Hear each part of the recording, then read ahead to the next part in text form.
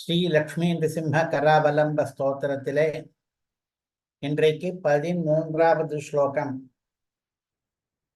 உத்தாரணம் கலியுகே த்விதிதாபனீய ஸ்ருத்யுக்த ஏவ கருடாதிபிலே நிருசிம்ம ஆவிர்பூவித ஜகத்பரணாய யஸ்த்வம் லக்ஷ்மீ நிருசிம்ம மம தேஹி கராவலம்பம். உத்தாரணம், தரணம் என்றால் தாண்டுவது, தாரணம் என்றால் தாண்டுவிப்பது. உத்தாரணம் என்றால் கீழிருந்து மேலே தாண்டுவிப்பது, சம்சாரத்திலிருந்து பரலோகத்துக்கு தாண்டுவிப்பது, பிரகிருதி மண்டலத்தையே தாண்டுவிப்பது. அப்படிப்பட்டது தாபனீய ஸ்ருதியிலே சொல்லி இருக்கிறது. அது லக்ஷ்மி நிருசிம்மனுடைய கராவலம்பம் தான். தாபனீய ஸ்ருதி என்றால் நரசிம்ம தாபனீய உபனிஷத் என்ற அர்த்தம். அந்த உபனிஷத்திலே பூர்வ தாபனீயம், உத்தர தாபனீயம் என்று 2 பகுதிகள் இருக்கின்றன. அந்த உபனிஷத்திலே லக்ஷ்மி நிருசிம்மன் உத்தாரகன். அந்த லக்ஷ்மி நிருசிம்மனை வழிபடுபவர்கள் தாண்டுகிறார்கள் என்று சொல்லி இருக்கிறது. எதை எதையெல்லாம் தாண்டுகிறார்கள் என்று நிறைய விஷயங்களையும் சொல்லி இருக்கிறது.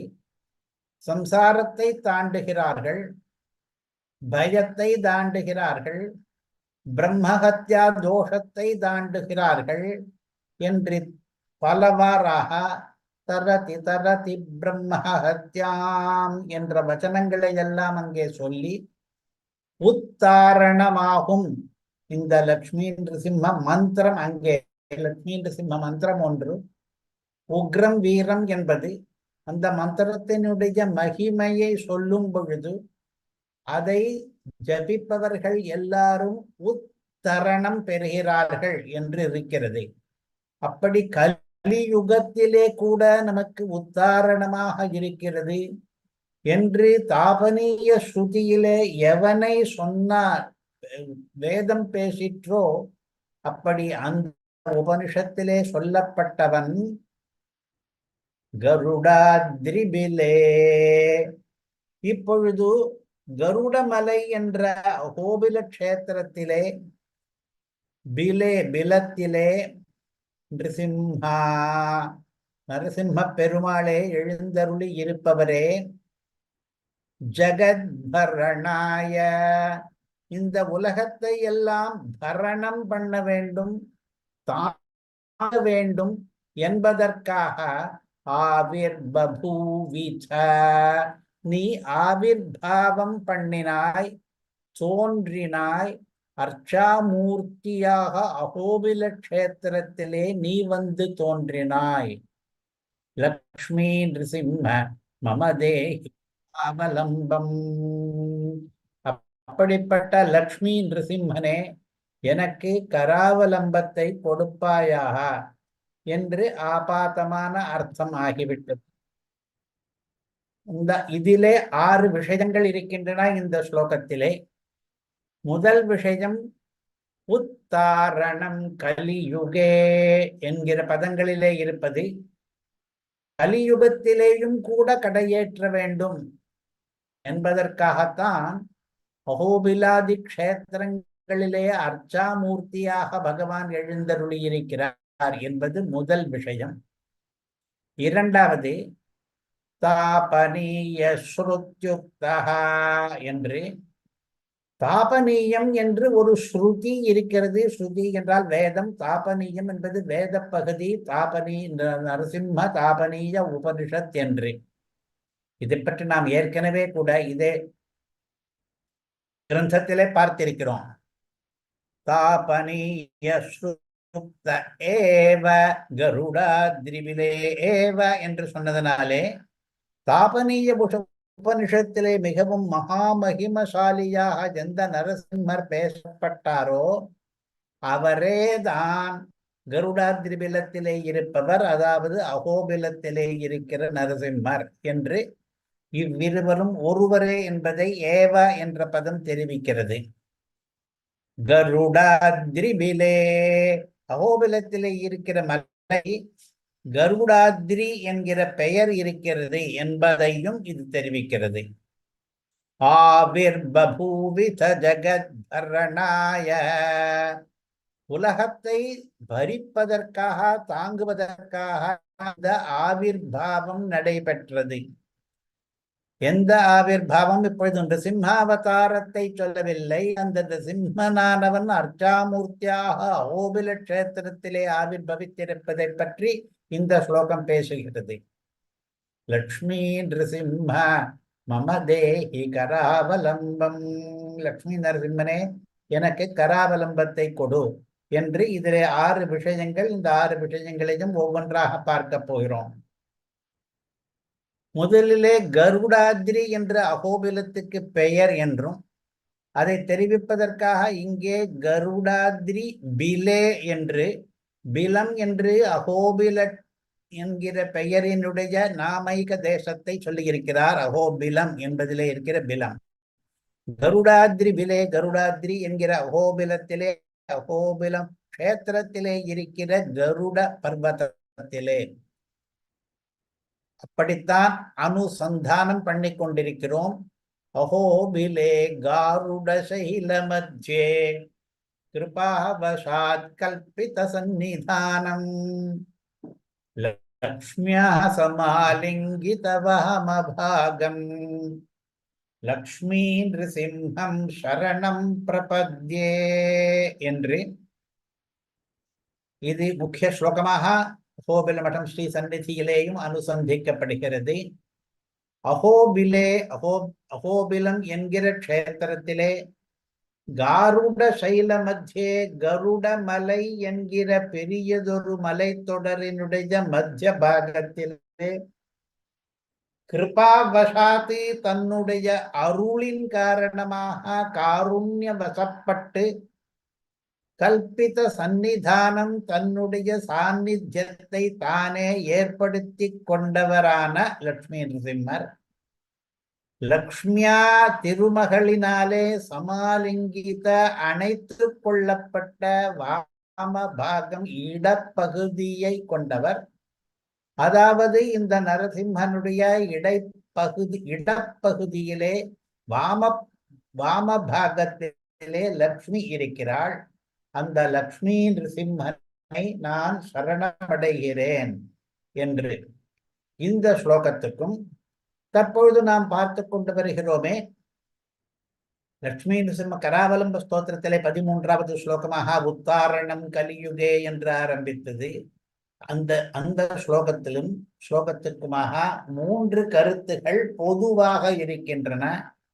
ஒன்று மலையினுடைய பெயர் இரண்டிலும் இருக்கிறது.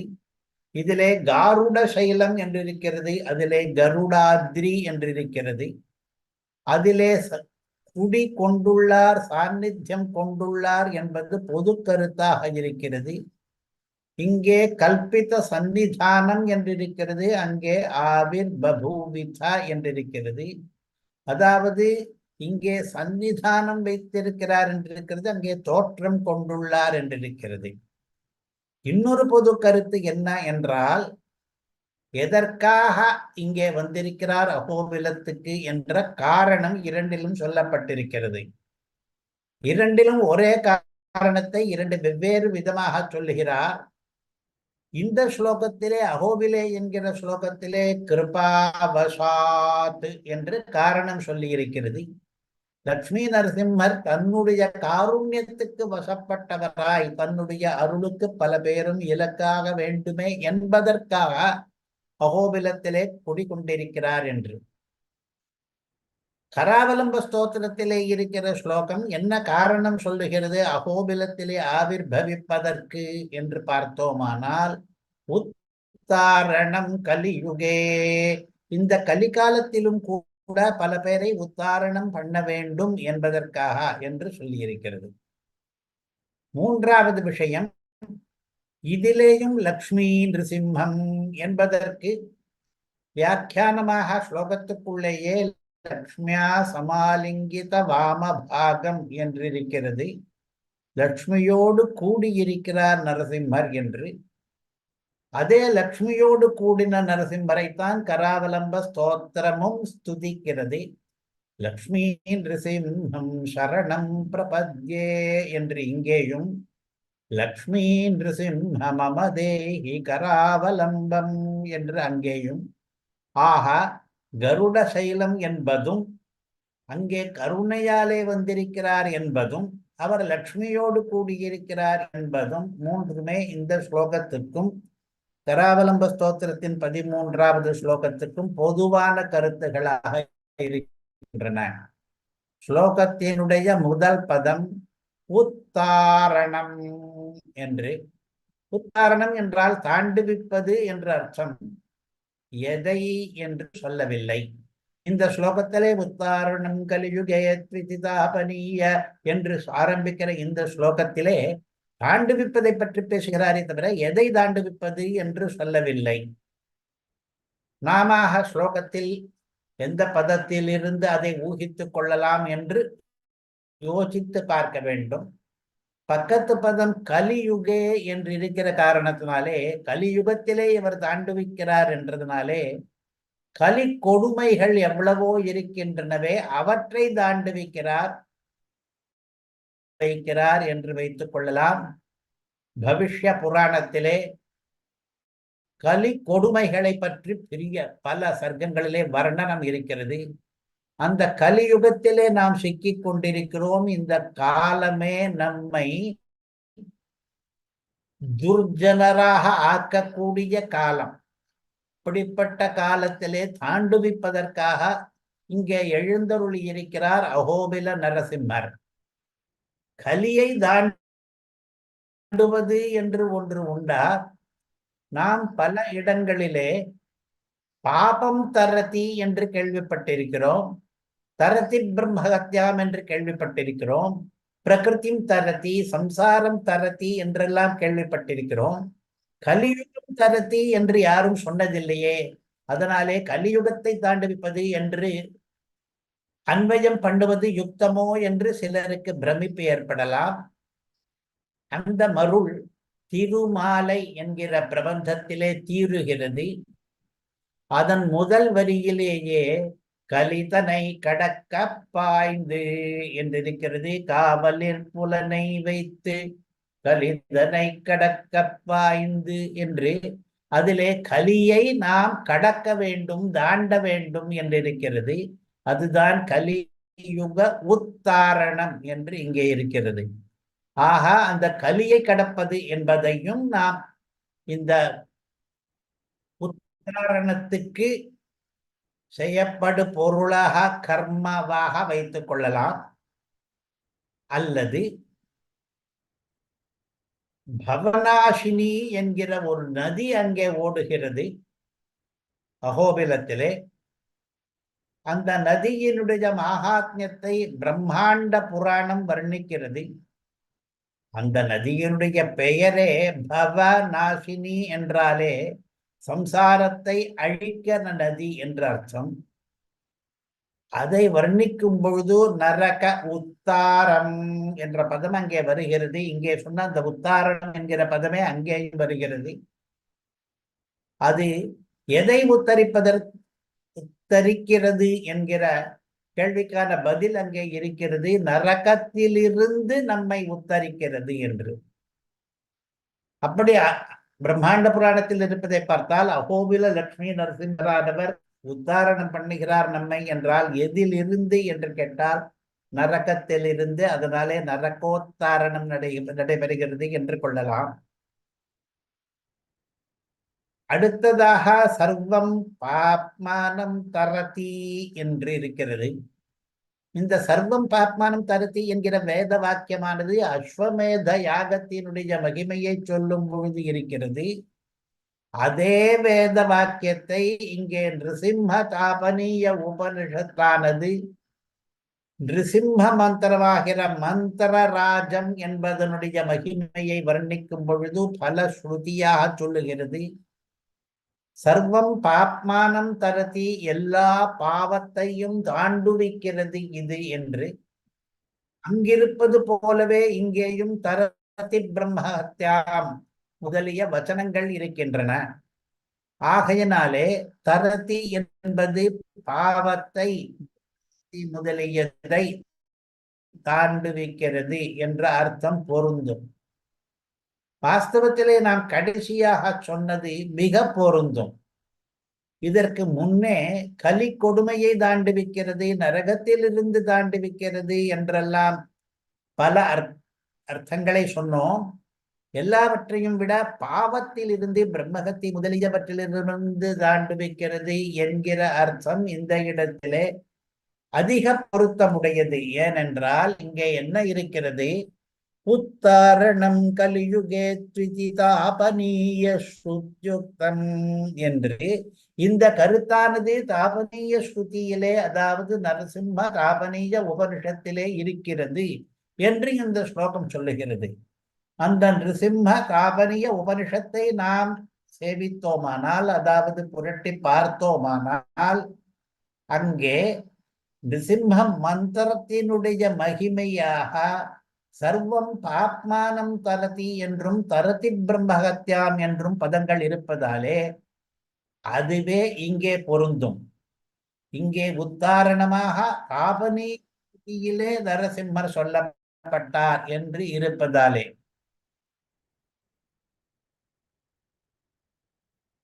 உத்தாரணம் கலியுகே என்பது, கலியுகே என்பது இரண்டாவது பதம். கலியுகத்திலே உத்தாரணம் என்பதும் அந்த நிருசிம்மதாபனிஜ உபனிஷத்திலேயே சொல்லி இருக்கிறது.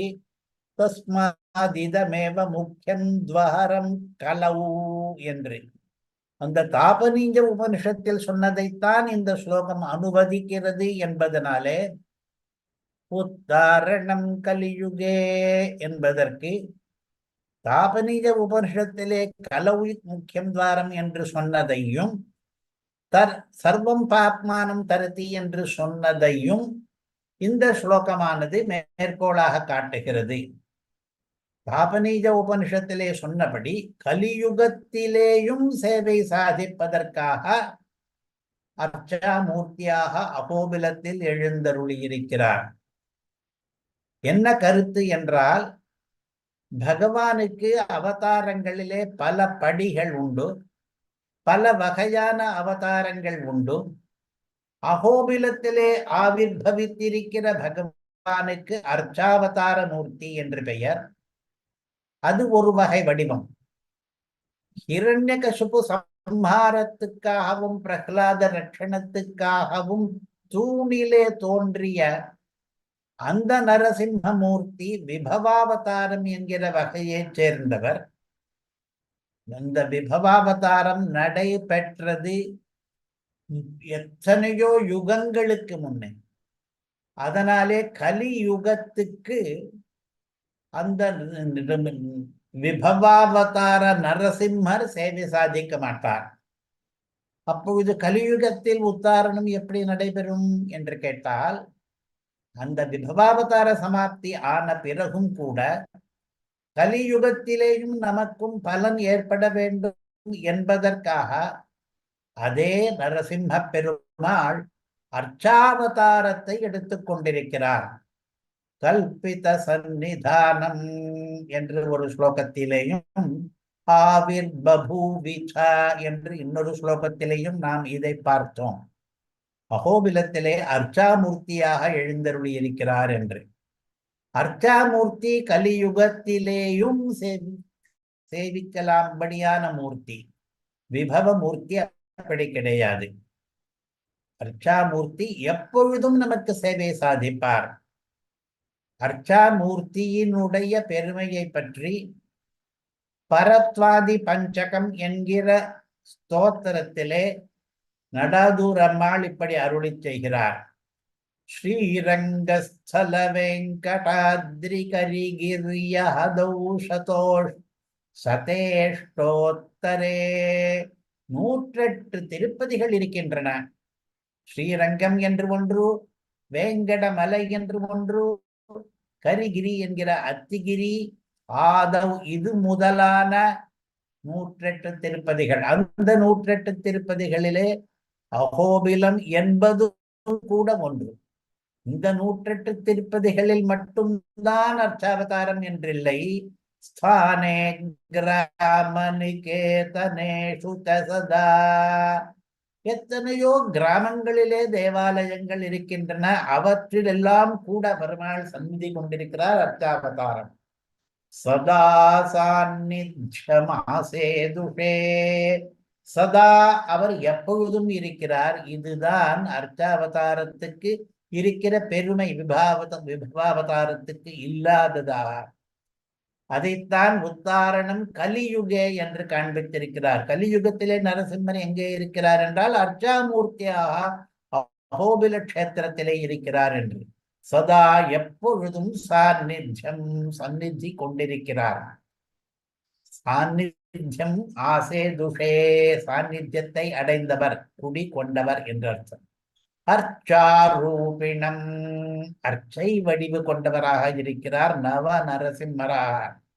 அர்ச்சகாபிமதி தஸ்விஹி குர்வதே விக்கிரகம். அவரை தொழுபவர்கள் எந்த மாதிரி விக்கிரகத்தை அபிமானிக்கிறார்களோ விரும்புகிறார்களோ அதே மாதிரியான வடிவத்தை தானும் பகவான் ஏற்றுக்கொள்ளுகிறார். வடிவத்தை மட்டும் ஏற்றுக்கொள்வதில்லை, பூஜாம் அவர்களுடைய பூஜையையும் பகவான் ஏற்றுக்கொள்கிறார். அதற்காகவே தான் அர்ச்சாவதாரம் ஏற்பட்டிருக்கிறது. அகில வாஞ்சிதான் விதரதே. அப்படி தொழுபவர்களுக்கு என்னென்ன வாஞ்சிதங்கள், அபீஷ்டங்கள், மனோரதங்கள் வேண்டுமோ அவற்றையெல்லாம் விதரதே கொடுக்கிறார், வரப்பிரசாதியாக இருக்கிறார். ஸ்ரீஷாய தஸ்மஹி நமஹ. அந்த லக்ஷ்மிகாந்தனுக்கு நமஸ்காரம் என்கிறார். இங்கே லக்ஷ்மி நிருசிம்மன் 108 திருப்பதிகளிலே ஒன்றான அகோபில கஷேத்திரத்திலே கலியுகத்திலேயும் சாநித்தியம் பெற்றிருக்கிறார் என்பதை உத்தாரணம் கலியுகே என்று பார்த்தோம். தாபனீய ஸ்ருத்யுக்த ஏவ என்பது அடுத்தது. தாபனீய ஸ்ருதி என்று ஒன்றை பற்றி நாம் ஏற்கனவே பார்த்தோம். இதே லக்ஷ்மி நிருசிம்ம கராவலம்ப ஸ்தோத்திரத்திலே 2வது ஸ்லோகம் ஸ்ரீதாபனீய விதிதாத்ம மகாபிரபாவ என்றிருக்கிறது. அங்கேயே தாபனீய ஸ்ருதியை அறிமுகப்படுத்தி கொண்டாயிற்று. ஸ்ரீதாபனீயம் இருக்கிறதே, அதிலே தன்னுடைய மகா பிரபாவமானது விதிதமாக இருக்கிறது, தெரிவிக்கப்பட்டிருக்கிறது என்று அங்கே பார்த்தோம்.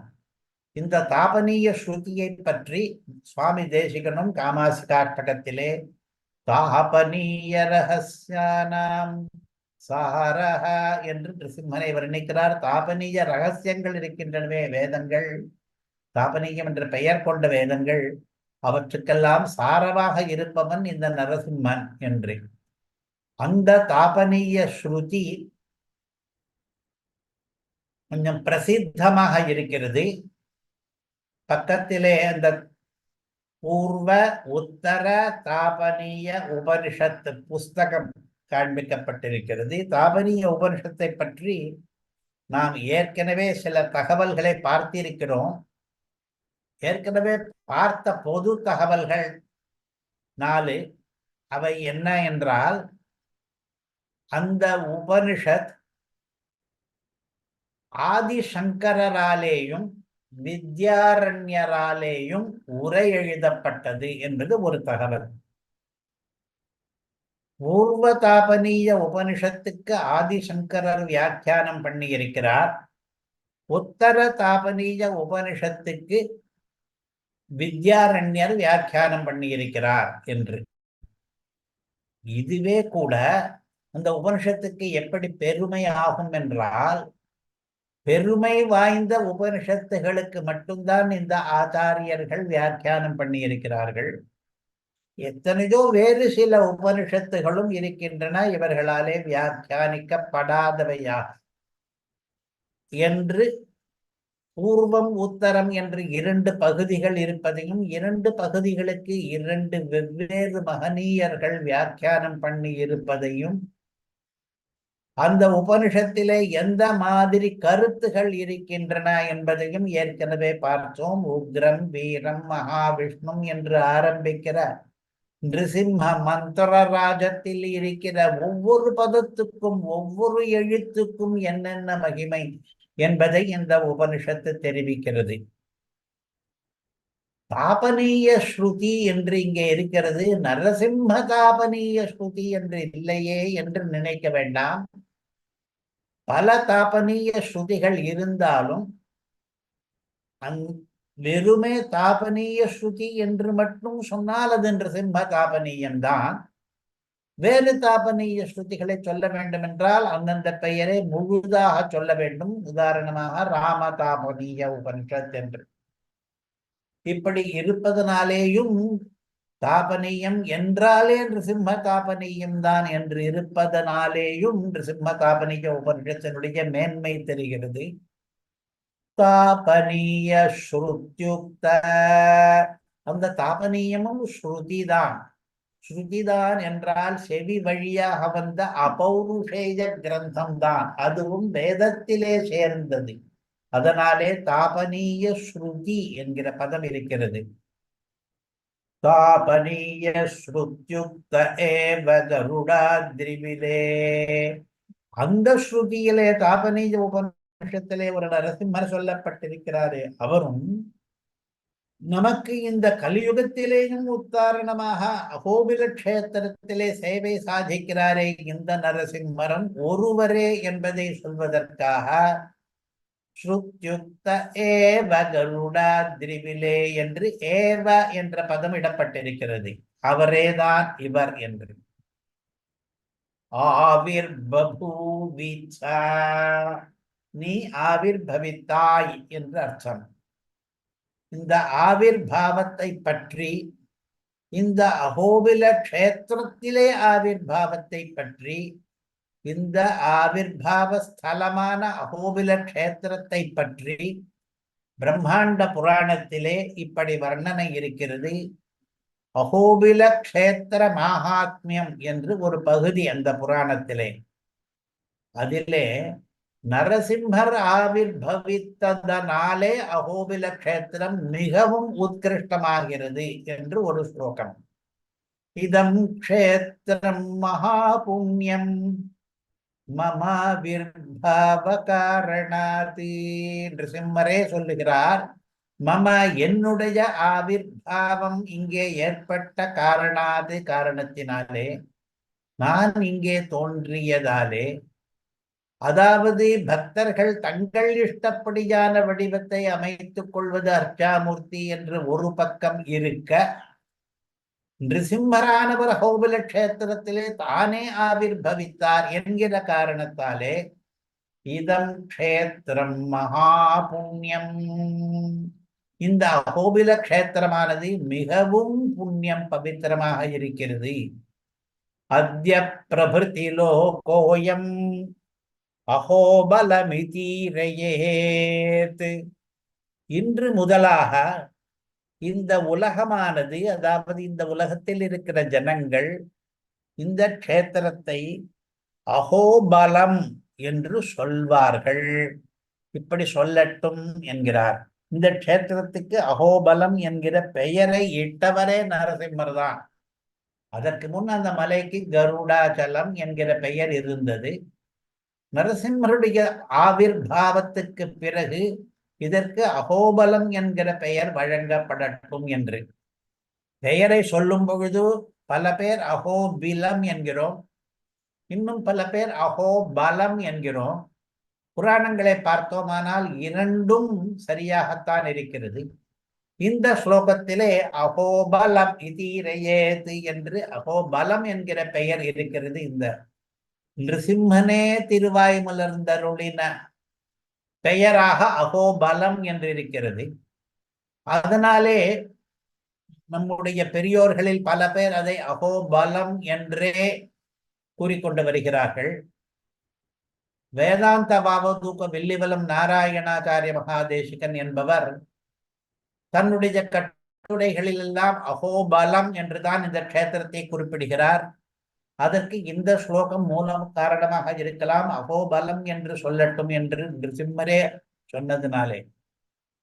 ஆனால் அதே பிரம்மாண்ட புராணத்திலே இதற்கு அகோபிலம் என்கிற பெயரும் இருக்கிறதுனாலே அந்த பெயரும் பிரசித்தமாகத்தான் இருக்கிறது. இந்த ஸ்லோகத்திலே கூட கருடாத்ரிபிலே என்று இருக்கிறது. கருடாத்ரிபிலே நிருசிம்ம ஆவிர்பூமிதா என்று. அந்த பிலே என்று சொன்னது அகோபிலம் என்பதை நினைவுறுத்துவதற்காக. நாமைக்க தேச நிர்தேசம் என்று சொல்வார்கள். முழு பெயரிலே பாதி பெயரை சொல்லியும் நிர்தேசம் பண்ணுவது உண்டு. அகோபிலம் என்பதிலே பாதி பெயராக பிலே என்கிற பதம் இந்த ஸ்லோகத்திலே இருக்கிறது. இந்த அகோபில க்ஷேத்திரத்திலே அகோபல க்ஷேத்திரத்திலே ஆவிர்பூமித.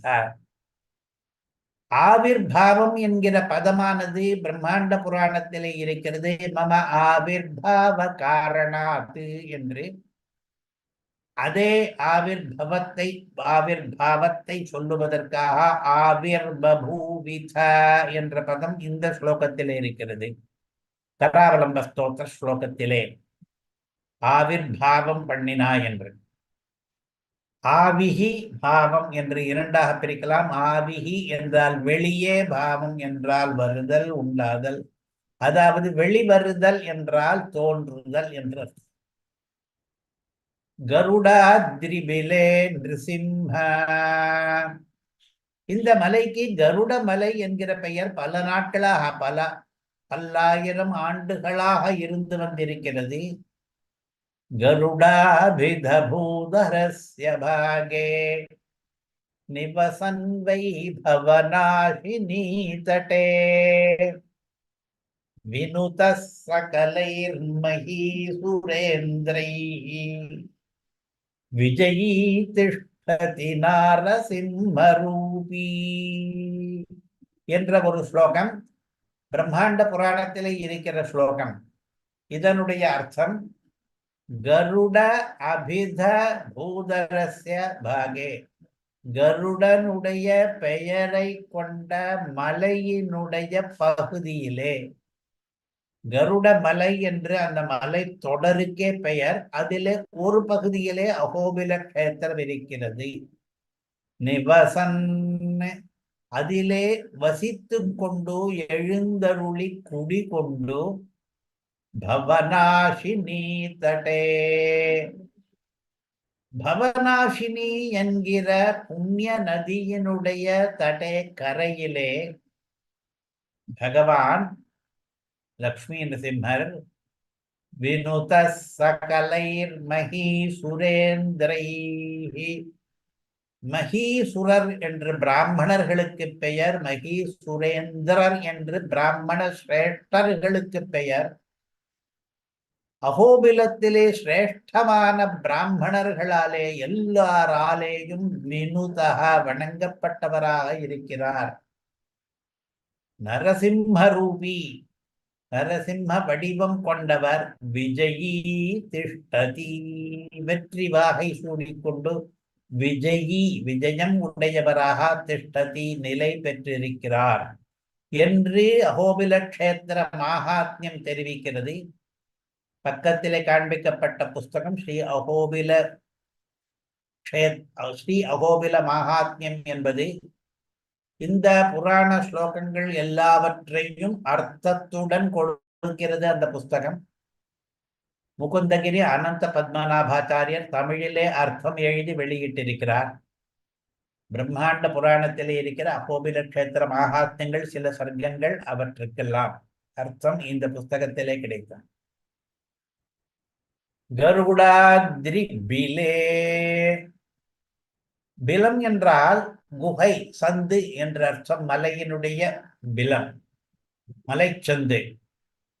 அது அஹோபலம் என்ற பெயர் இருப்பது போலே அஹோபிலம் என்ற பெயரும் இதே புராணத்தில் இருக்கிறது.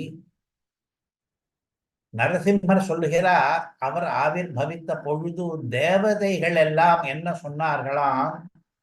அஹோ வீரியம், அஹோ சௌர்யம், அஹோ பாஹு பராக்கிரம, நரசிம்ம பரம் தெய்வம், அஹோபிலம், அஹோபலம் என்று தேவதைகள் எல்லாம் பாராட்டினார்களாம், துதித்தார்களாம் அந்த அஹோபில நரசிம்மரை. அஹோ என்றால் அடடா என்ற அர்த்தம். ஆச்சரிய வாச்சகமான பதம், மிகவும் அற்புதமாக இருக்கிறதே என்று. அந்த நரசிம்மனுடைய வீரியமும் அற்புதமாக இருக்கிறது, அவனுடைய சௌரியமும் அற்புதமாக இருக்கிறது, அவனுடைய பாகு பராக்கிரமமும் தோள் வலிமையும் அற்புதமாக இருக்கிறது. அந்த நரசிம்மனானவன் பரம் தெய்வம், பரமாத்மாவாக பர தெய்வமாக எழுந்தருளியிருக்கிறார்.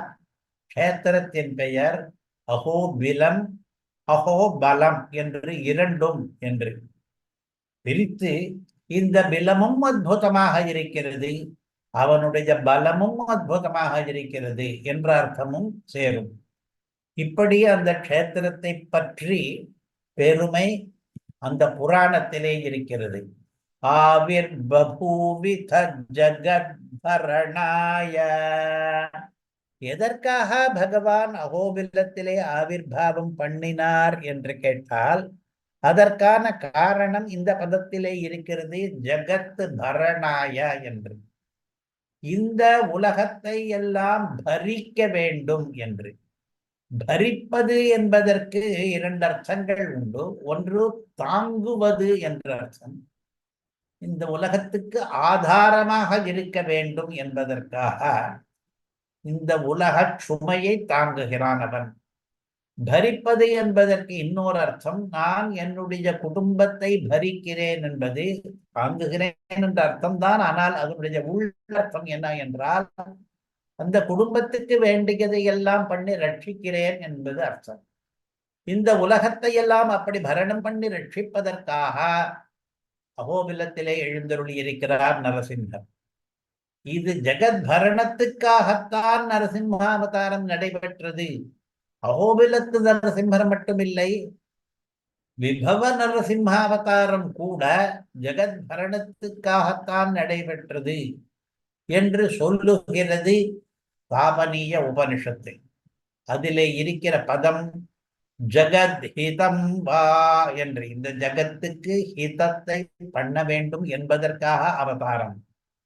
யஸ்மாத் சர்வேஷாம் பூதானாம் நா வீர்யதமஹ ஸ்ரேஷ்டதமஸ்ச சிம்ஹோ வீர்யதமஹ ஸ்ரேஷ்டதமஸ்ச தஸ்மான் நிருசிம்ம ஆசீத் பரமேஸ்வரः ஜகத்ஹிதம் வா ஏதத் ரூபமக்ஷரம் பவதி என்று சொல்லியிருக்கிறது அந்த உபனிஷத்திலே.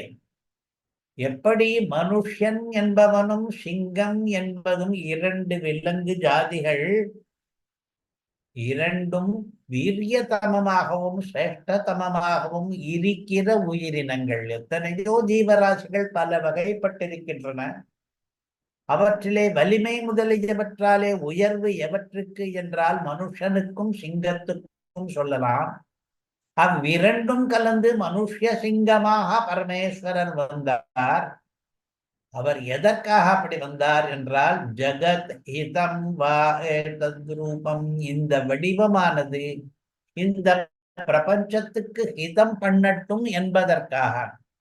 ஆக அதிலே ஜகத் ஹிதம் என்று சொன்னதை இங்கே ஜகத் பரணாய என்கிறார். பரணாய என்பதற்கு இரண்டு அர்த்தங்கள் சொன்னோம். ஒன்று ஆதாரமாக இருந்து தாங்குவது என்று, அதை விதரணம் என்று உபனிஷத்தே சொல்லும். ஏஷசே துரேஷ விதரண என்று தாங்குவது, விதிருத்தமாக்குவது என்று. அது இந்த பிரசித்த ஸ்லோகத்திலேயும் இருக்கிறது. இந்த ஸ்லோகம் ஏன் பிரசித்தம் என்றால் சகசிரநாமாத்தியாயத்திலே இறுதியிலே படித்தமாக இருக்கிறது. द्यौस्सचन्द्रार्क नक्षत्रा खन्दिशो भूर्महोदधिः वासुदेवस्य वीर्येण विधृतानि महात्मनः. ஜகத் என்பதை தேவ்ஹு சந்திர அர்க்க நட்சத்திர கம் திஷா பூஹு மகோததி சமுத்திரம், இப்படி பலவாக பிரித்து சொல்லி அது மொத்தம் சேர்ந்ததுதான் ஜகத் என்பது. இவை எல்லாமே வாசுதேவனுடைய வீரியத்தினாலே தான் விதிர்த்தானி தரிக்கப்பட்டிருக்கின்றன. அவன்தான் இவற்றை தரிக்கிறான் என்று இந்த ஸ்லோகம் சொல்வதற்கு ஆதாரமாக இருக்கிறார் என்று அர்த்தம். இன்னொரு அர்த்தமும் சொல்லலாம். ஜெகத் பரணாய என்பது பரிப்பவனுக்கு பர்த்தா என்று பெயர், பரிப்பவனுக்கு தர்த்தா என்று பெயர், பண்ணுபவனுக்கு கர்த்தா என்று பெயர். அதே மாதிரி பரணம் பண்ணுபவன் பர்த்தா. பர்த்தா என்பதற்கு கணவன் என்கிற பெயரும் பொருளும் இருப்பதாலே இந்த உலகத்துக்கு மகி பூதேவிக்கு கணவனாக அவர் இருப்பதாலே மகி பர்த்தா ஸ்ரீனிவாசி என்று சகசிரநாமமும் 1000 திருநாமங்களிலே ஒன்றாக மகி பர்த்தா என்கிற திருநாமத்தை இட்டிருப்பதனாலே ஜகத் பரணம் பண்ணுபவர் என்றால் பர்த்தாவாக இருப்பவர்.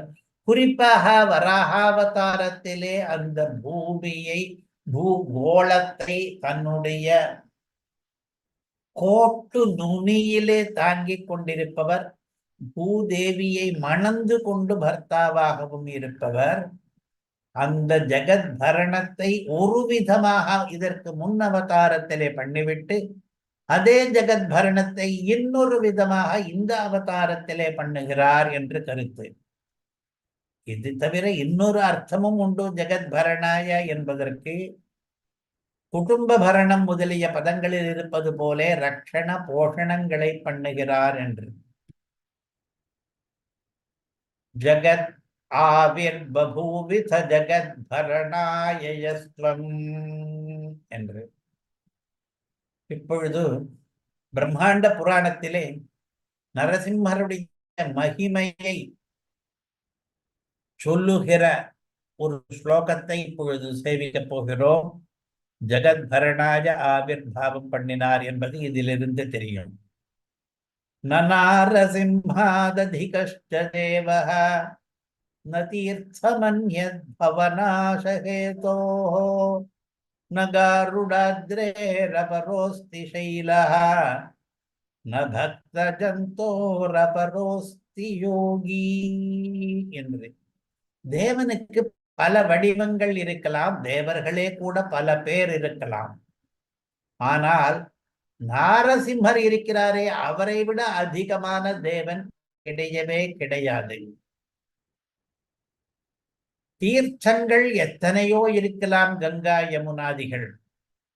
ஆனால் கோவிலத்திலே இருக்கிற பவனாசினி என்கிற தீர்த்தம் இருக்கிறதே, இதை விட வேறான தீர்த்தமே கிடையாது. உண்மையிலே மலைகள் எத்தனையோ இருக்கலாம், ஆனால் கருடாத்ரி என்பதை காட்டிலும் வேறான மலை உயர்ந்ததாக கிடையவே கிடையாது. யோகிகள் எத்தனையோ பேர் இருக்கலாம், ஆனால் அகோபிலத்திலே இருக்கிற பக்த ஜந்து இருக்கிறானே, அவனை விட உயர்ந்த யோகி எவனுமே கிடையாது. அதனாலே நரசிம்மர் தான் உயர்ந்தவர், பவனாசினி நதிதான் உயர்ந்தது, கருடாத்ரிதான் உயர்ந்த மலை. அங்கே பக்தர்களாக இருப்பவர்கள்தான் உயர்ந்த யோகிகள் என்று பிரம்மாண்ட புராணம் அகோபில கஷேத்திர மகிமையை வர்ணிக்கிறது. பக்கத்திலே பிரம்மாண்ட புராணம் இருக்கிறது. இதில் இருப்பதை பார்த்து அந்த புராணம் பெரியது என்பது நமக்கு தெரிகிறது. அது 4 சம்புடங்களாக ஆங்கில உரையுடன் வெளிவந்திருக்கிறது, ஆங்கில மொழிபெயர்ப்பு மட்டும்தான். இதை டாக்டர் ஜி.வி. டகாரே என்பவர் ஆங்கிலத்திலே மொழிபெயர்த்திருக்கிறார். சில சமயங்களிலே சில பெரியவர்கள் மிகவும் நம்முடைய வியப்புக்கும் மரியாதைக்கும் உரியவர்களாகிறார்கள். அதிலே ஒருவர் இந்த ஜிவி டகாரே என்பவர், மகாராஷ்டிரக்காரர். அவர் 18 புராணங்களையும் ஆங்கிலத்திலே மொழிபெயர்த்திருக்கிறார். அதனாலே எங்கள் நூல் நிலையத்திலே இந்த 18 புராண ஆங்கில மொழிபெயர்ப்பையும் வாங்கி போட்டிருக்கிறோம். இவருடைய குமாரர் எஸ்.ஜி. டகாரே என்பவர் அடியோனோடு கூட ஒரே இடத்திலே வேலை பார்த்தவர். அதனாலே இவரோடு சத்வாரகமான ஒரு பரிச்சயம் இருக்கிறது. அவர் மிகப்பெரிய காரியத்தை பண்ணியிருக்கிறார், புராணங்களின் மொத்தத்தையும் மொழிபெயர்த்திருக்கிறார் என்று. லக்ஷ்மி நிருசிம்ம மம தேஹி கராவலம்பம். அகோபிலத்திலே இருக்கிற லக்ஷ்மி நிருசிம்மர் என்று இந்த ஸ்லோகம் சொல்லுகிறது. யஸ்யா பவத் பக்த ஜனார்த்தி ஹந்துஹு பித்ருத்வமன்யேஷ்வ விசாரிய தூர்ணம் ஸ்தம்பேவதாரஸ்தமனன்யலப்யம் லக்ஷ்மீ நிருசிம்ஹம் சரணம் பிரபத்யே என்ற ஸ்லோகம் நமக்கு நித்தியானுசந்தேயமாக இருந்து கொண்டிருக்கிறது. பக்த ஜனங்களுடைய ஆர்த்தியெல்லாம் அந்துஹு போக்கடிக்கிற எஸ்யா எந்த லக்ஷ்மி நிருசிம்மனுடைய அவதாரமானது பித்ருத்வம் அந்யேஷு அவிசாரிய, வேறு யாரிடமும் பித்ருத்வம் தந்தை தன்மையை விசாரிக்காமல், அதாவது ராமகிருஷ்ணாத்யவதாரங்களிலே தனக்கு இன்னார்தான் பிதாவாக வேண்டும் என்று அவதாரத்துக்கு முன்னேயே பிதரம் ரோச்சயாமாசா என்று ராமாயணத்திலே வருகிறது அல்லவா? இன்னார் பிதாவாக வேண்டும் என்று தசரத நிருபனை பிதாவாக அவர் ரோசித்தார், விரும்பினார் என்று. அப்படியெல்லாம் பண்ணாமல், மற்றவர்களிடம் பிதೃತ್வத்தை விசாரிக்காமல், சூர்ணம், ஏன் விசாரிக்கவில்லை என்றால் அப்படியெல்லாம் விசாரிப்பதற்கான அவகாசத்தை எடுத்துக் கொள்ளவில்லை. சூர்ணம் என்றால் சீக்கிரமாக, விரைவாக. அந்த ஹிரண்யகசிபு எந்த தூணை தட்டினானோ அந்த தூணிலே அவதாரம் பண்ண வேண்டும். அவன் தட்டின உடனே அளந்திட்ட தூணை அவன் தட்ட ஆங்கே வளர்ந்திட்டு என்று விரைவாக வர வேண்டுமானபடியினாலே அவிசாரியா எந்த விசாரமும் பண்ணி யாருடைய தந்தை தாய் தன்மையையும் ஏற்படுத்திக் கொள்ளாமல் சூர்ணமாக அவதரித்தார். ஸ்தம்பேவதாரா, ஒரு கம்பத்திலே அவதாரம் பண்ணினார். தம், அவரை அனன்யலப்யம், அனன்யர்கள் இருக்கிறார்களே, வேறு எதிலேயும் கருத்து கொள்ளாதவர்கள், அவர்களாலே லப்யம் அடையக்கூடியவராக இந்த லக்ஷ்மி நிருசிம்மன் இருக்கிறார். அப்படிப்பட்ட லக்ஷ்மி நிருசிம்மனை நான் சரணமடைகிறேன் என்று இந்த ஸ்லோகம் தெரிவிக்கிறது. லக்ஷ்மி நிருசிம்ம மம தேஹி கராவலம்பம், மம எனக்கு, கராவலம்பம் உன்னுடைய கை பற்று கோட்டை, தேஹி கொடுப்பாயாக என்று பிரார்த்தனை வழக்கம் போல இந்த 13வது ஸ்லோகத்திலேயும். அதற்கு பிறகு இதை இயற்றிய ஸ்ரீமத் முக்கூரிய சிங்கருடைய மகிமையை இன்றைக்கு வேறொரு கோணத்திலே பார்க்க போகிறோம். முக்கூர் அழகிய சிங்கர் பற்றி வில்லூர் ஆசுகவி சார்வபௌம ஸ்ரீநிதி சுவாமி எழுதின ஸ்லோகங்களிலே ஒன்று. சதுஷ்க விசிகாமணேஹ உதித பாவ பூர்ணாசஜஹ த்ரயீ சிகர தேசிகஹ சமபவத்ததாख्याधरः அயம் சமுனி புங்கவः மஹித கோபுர ரங்கிணः விதாய பரகால கிருத் விததர்ஷயத்ஸ்வம் புவி. இந்த அழகிய சிங்கர் வேதாந்த தேசிகருடைய திருநாமத்தை தனக்கு இட்டுக்கொண்டார்.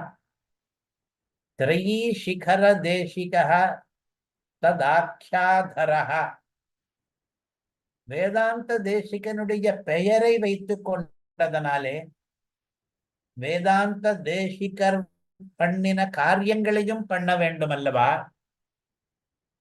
வேதாந்த தேசிகர் என்னென்ன காரியங்களை பண்ணினார் என்றால், அவர் கலிய நுரை குடிகொண்ட கருத்துடையோன் என்று சொல்லும்படியாக இருந்தார். கருத்து என்பது பாவம், ஆசயம் என்ற. கலியன் என்பவர் திருமங்கை ஆழ்வார். அவர் சதுஷ்கவி சிகாமணியாக இருந்தார். சதுஷ்கவி சிகாமணி என்றால் அந்த காலத்தில் திருமங்கை ஆழ்வாருக்கு 4 கவி பெருமாள் என்று பெயர். 4 கவி பெருமாள் என்றால் என்ன? 4 கவி என்றால் கவிதை இயற்றுபவதிலே 4 வகைகள் இருக்கின்றன. ஆசு கவி, மதுர கவி, சித்திர கவி, விஸ்தார கவி என்று 4 கவிகள். ஒவ்வொரு கவிஞருக்கும் ஒவ்வொரு விதமான கவிதையிலே வல்லமை இருக்கும். சில பேர் ஆசு கவிகளாக இருப்பார்கள், அதாவது விரைவாக ஸ்லோகங்களை ஏற்றிக்கொண்டே போவார்கள். இன்னும் சில பேர் மதுர கவிகளாக இருப்பார்கள், இனிய ஸ்லோகங்களை எழுதுவார்கள். இன்னும் சில பேர் சித்திர கவிகளாக இருப்பார்கள், வேடிக்கையாக ஸ்லோகங்களை எழுதுவார்கள், அதிலே சுத்த சித்திரம் முதலியவற்றை அமைத்து. இன்னும் சில பேர் விஸ்தார கவிகளாக இருப்பார்கள், ஒரு சிறிய விஷயத்தை பற்றி நிறைய எழுத வல்லவர்களாக இருப்பார்கள். இந்த 4லேயும் ஒருவரே வல்லவராக இருந்தார். அவரை 4 கவி என்று சொல்கிற வழக்கம் சதுஷ்கவி. திருமங்கை ஆழ்வார் அப்படிப்பட்டவர். தமிழிலே 4 கவி பெருமாள் என்ற பெயரை பெற்றிருந்தார். கலியன் உரை குடிகொண்ட கருத்துடையவரான தேசிகரும் கூட 4 கவி பெருமாள் தான். அந்த பட்டம் அவருக்கு இல்லை என்றாலும் அவருடைய ஸ்ரீ சூக்திகளை நாம் இன்று பார்க்கிறோம். ஆசு கவி, மதுர கவி, சித்திர கவி, விஸ்தார கவி 4ஐயும் சேர்த்து பாதுகா சகஸ்ரம் வந்திருக்கிறது.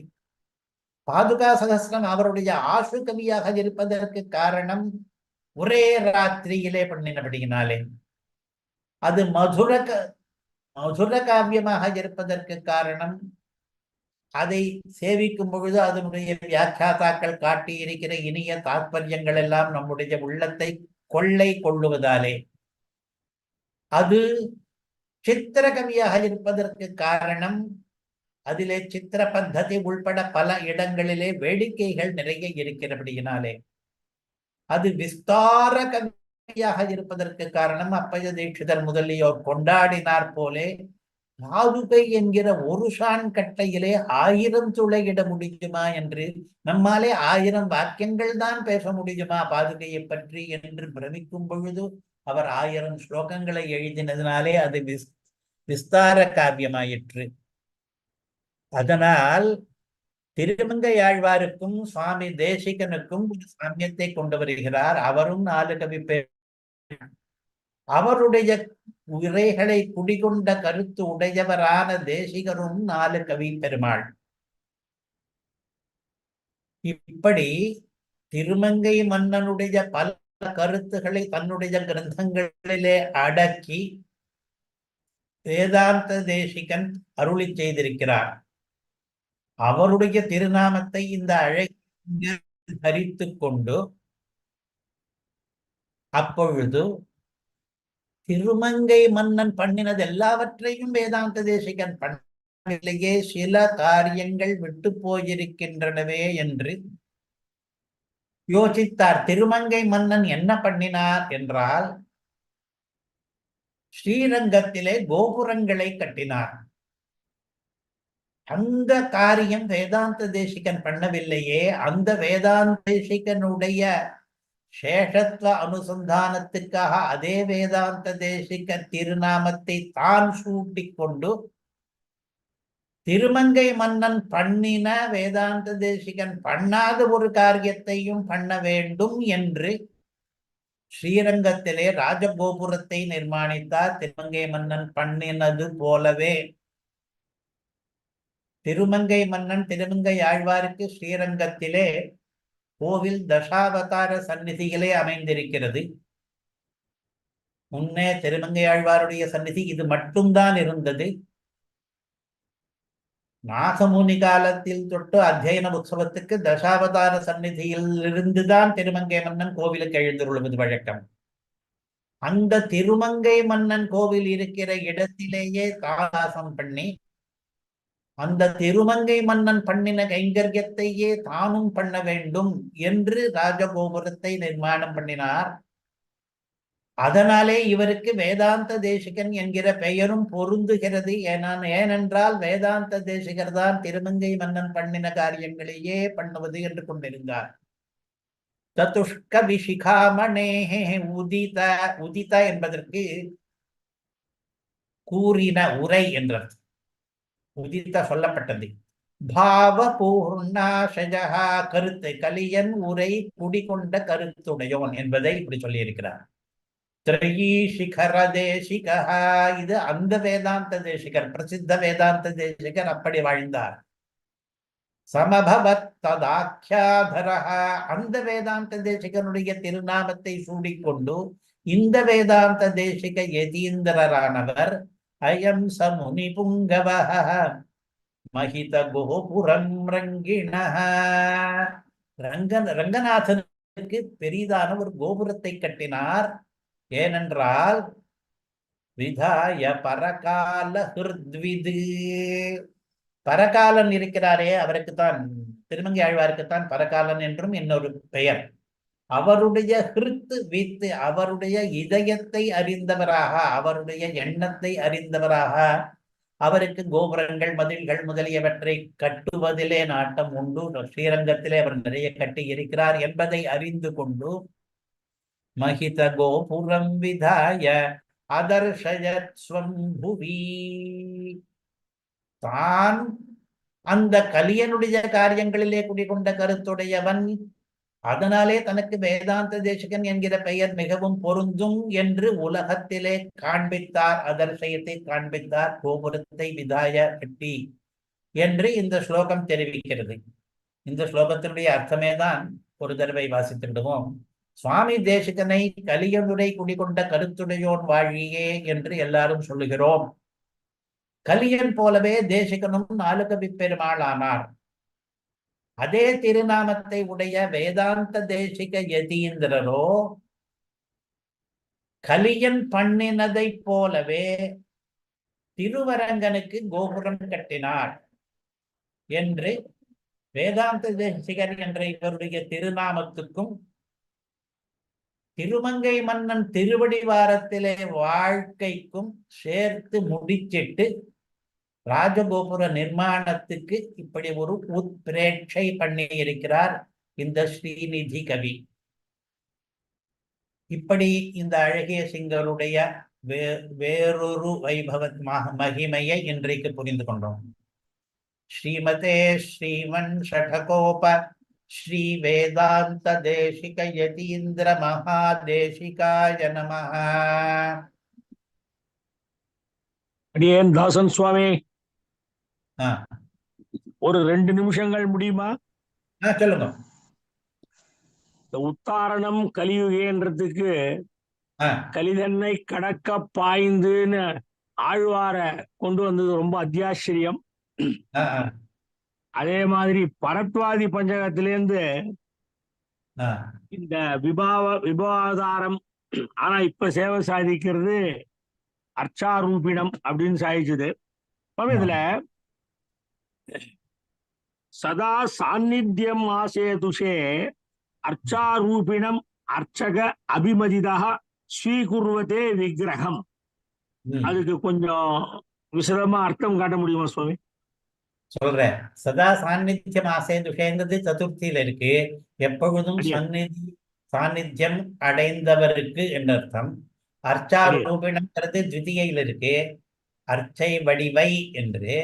அத விக்கிரகம்ன்றதுல சேர்த்துக்கணும். அர்ச்சா ரூபிணம் விக்கிரகம், அர்ச்சை வடிவில் இருக்கிற ஒரு திருமேனியை அடியேன் ஸ்வீகுர்வதே, ஸ்வீகரிப்பவருக்கு, மறுபடியும் சதுர்த்தி வந்துருக்கு, அந்த வடிவத்தை ஏற்றுக்கொள்ளுபவருக்கு, பூஜாம் ச ஸ்வீகுர்வதே, பிறகு அந்த வடிவத்துக்கு நாம் பண்ணுகிற பூஜைகளையும் ஏற்றுக்கொள்பவருக்கு, அந்த ஸ்ரீஷாய லக்ஷ்மிபதிக்கு நமஹா நமஸ்காரம். அந்த அர்ச்சா வடிவையும் நம்முடைய பூஜையையும் ஏற்றுக்கொள்கிறவருக்கு. அடியேன் அடியேன். நீங்க குறிப்பா ஏதாவது ஒரு பதத்துக்கு கேட்டங்களா? சாநித்தியம் ஆசேதுஷே என்றால் சாநித்தியம் அடைந்தவருக்கு என்று அர்த்தம். அடியேன் அர்ச்சா அர்ச்சா சமைக்கணும். ஆ, வேறொரு மகான் அவர்கிட்ட ஏதோ பேசிட்டு இருக்கச்ச, ஆ, ஆ. அர்ச்சையை ஆராதிக்கும் அர்ச்சகர்கள் விரும்பி ஒரு ஆச்சாரத்துடன் பூஜை செய்கிற பிம்பங்களில் அதிகமாக சாநித்தியம் கொள்பவர்னு சாய்ச்சார். அதுக்காக கேட்டேன் சார். ஆமா, இங்க அர்ச்சகாபிமதிதகான்னு ஒரு பதம் இருக்கு. அடியே அர்ச்சகருடைய அபிமதி படி என்று, அர்ச்சகர் எந்த மாதிரியான விக்கிரகத்தையும் எந்த மாதிரியான பூஜையையும் அபிமானிக்கிறாரோ விரும்புகிறாரோ அதையெல்லாம் ஸ்வீகரிக்கிறார் என்று. அதற்கு உள்கருத்தாக ஒருவர் சொல்லி இருக்கக்கூடும், அர்ச்சகருடைய அபிமதி அதிகமாக ஆக அங்க விக்கிரகத்தினுடைய சாநித்தியமும் இன்னும் அதிகமாகும் என்று. அடியேன் அடியேன். சுவாமி. சரி. அடியன் தாசன் சுவாமி, தண்டர் பிரணாமங்கள். சொல்லுங்க. அடியன் உத்தாரணம் உத்தாரகம் ரெண்டுமே ஒரே அர்த்தம், ஆனா விபக்தி வேற மாதிரியே எப்படி அடியனது? இல்ல, விபக்தி கூட ஒண்ணுதான். ஒண்ணு அந்த காரியத்துக்கு உத்தாரணம்னு பேரு, அந்த காரியத்தை பண்றவனுக்கு உத்தாரகன்னு பேரு. ஆனா இந்த இடத்துல சில இடங்கள்ல அதே இந்த அர்த்தத்துல அதையும் சொல்றது உண்டு. இங்க உத்தாரணம்னா தாண்டுவித்தல் என்கிற காரியம், அல்லது தாண்டுவித்தல் என்கிற காரியத்தை பண்ணுபவனுக்கும் உத்தாரணம்னு பேரு. உத்தாரகம்ன்றது உத்தாரகம் தாண்டுவித்தலை பண்ணுபவன், பண்ணுவான், காரியத்தை பண்ணுவான். பண்ணுபவன் இந்த காரியம். அடியன் அடியன் ரொம்ப ஆச்சரியமான ஸ்லோகம் வில்லூர் சுவாமி சாதிச்சது. கவிநயத்தோட போன வாரம் அன்வைக்க முடியல, ஆனா அதுக்கப்புறம் சேவிச்சேன் சங்கரர் விருத்தாந்தத்தை. அதுல அடியனுக்கு ஒரு 2-3 சம்சயங்கள் விஞ்ஞாபிக்கலாம் அடியன். சரி, சொல்லுங்க. அதுல சம்சார தாவ தஹனாகுலன்னு ஆரம்பிக்கிறார் சங்கரர். இங்க சுவாமி தேசிகனும் சம்சார தாவ சமயத்த சேஷம் அப்படின்னு தெஹலி ஸ்துதியில சாதிக்கிறார். அடியனுக்கு முதல்ல பட்டது என்னன்னா, சங்கரர் அடியொட்டி இங்க சுவாமி தேசிகன் சாதிக்கிறாரு. அப்புறம் தான் பட்டது ஒருவேளை புராணங்கள்ல இந்த மாதிரி இருக்கலாம் வச்சனங்கள் அப்படின்னு. அதுக்கு ஆக்காரம் ஏதாவது இருக்குமா அடியன்? எல்லாம் ரொம்ப சாமான்யமான ஒரு பிரயோகமா இருக்கலாம். சாமான்யமாவே கூட தோன்றது. ஆகரமும் இருக்கக்கூடும். சம்சாரத்தை காட்டு தீயாக வர்ணிக்கிறது.